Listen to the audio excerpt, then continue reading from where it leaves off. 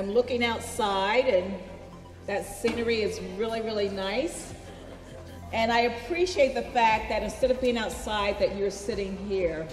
That really is a testament to your dedication for working with everyone in this room to create a high quality high school. And that's why we're here. We're actually here to go through an exercise today, 2 exercises. One, for all of you to help create a vision for the New Weaver High School, and then to look at the values that that institution should embody.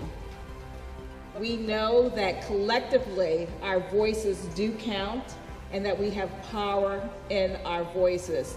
But before I go on, I'd like to introduce my co-facilitator, Sonia Denau. Did I pronounce it correctly?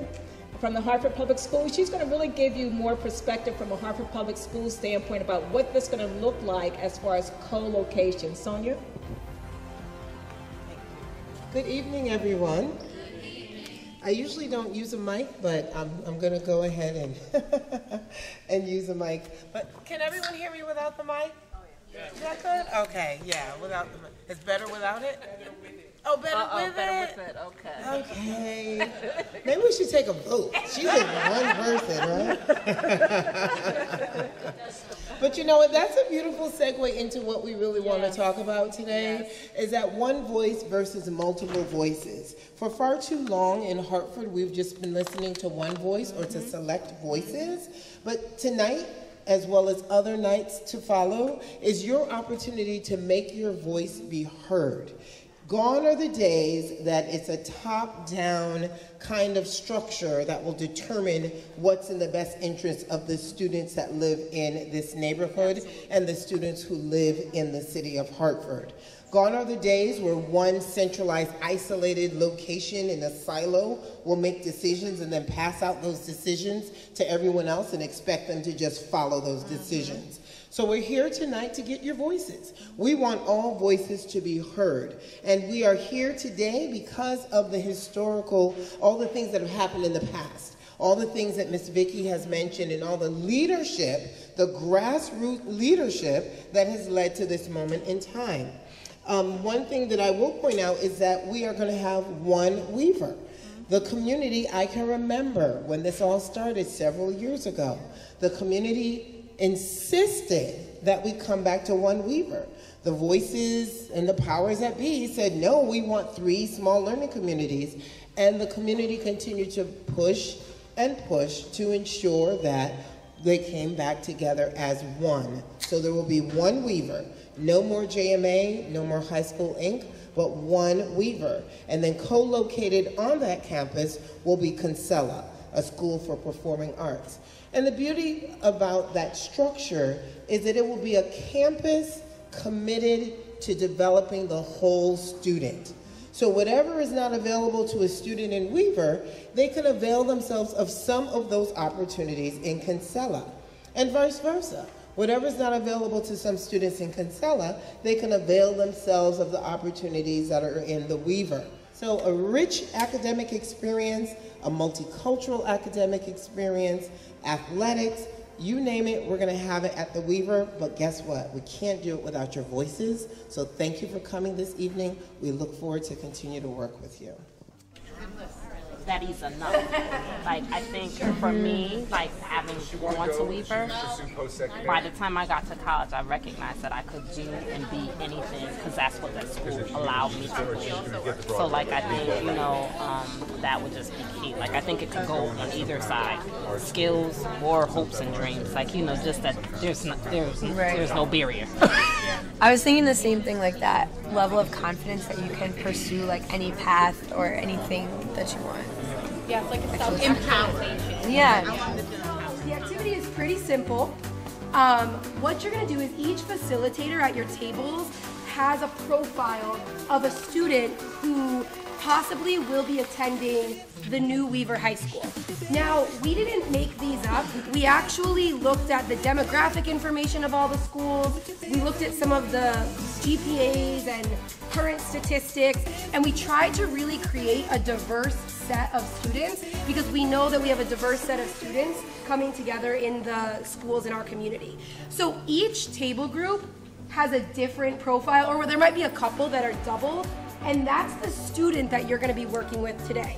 So you're gonna get to decide their name, like what they like to do, bless you, who they are as a person, and really thinking about what you would hope that they get out of the new Weaver High School. So we're gonna think of vision through people, since our school is for our people and for our kids. Does that make sense? Thank you. You're the best. So responsive. It's Tamika. And Tamika, in terms of characteristics, we said she has strong family, school, and community ties. That's first off, all right?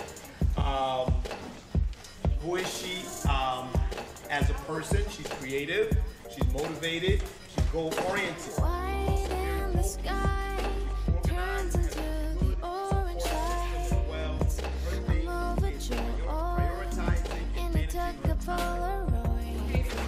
And so I'm gonna come on, I'll hold up and just kind of Encapsulate. here we go. So it took us a little while, but we got here. Show you how we got right. This young lady here gets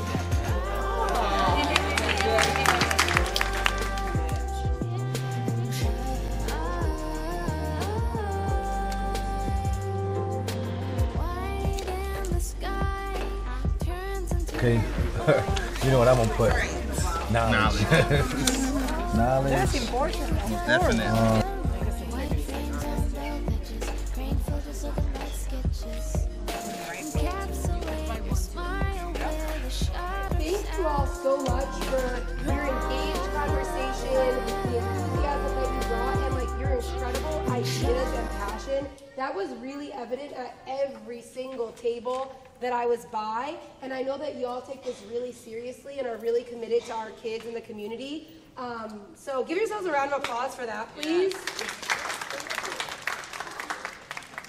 And what we're gonna do now is, before we close out, and I'm gonna pass it back over to Ms. Vicky, I just wanted to say thank you again and remind y'all, on your way out, take a look at the wall of values. So those are the values that each group put.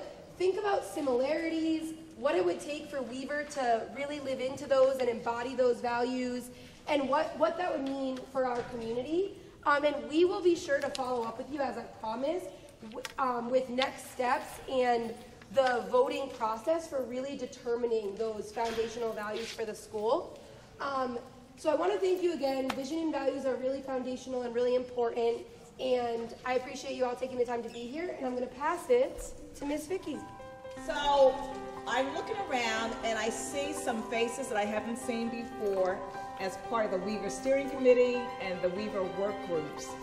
And if you would like to be a part of this exciting journey, redesigning a high school, high quality, high functioning high school, that would be a model for all the schools in Hartford, you have an opportunity on your very last page to write in your name, your phone number, and your email. We will reach out to you and make sure that you're part of this process, the redesign process. So I've already talked to some people. I see the enthusiasm is very high.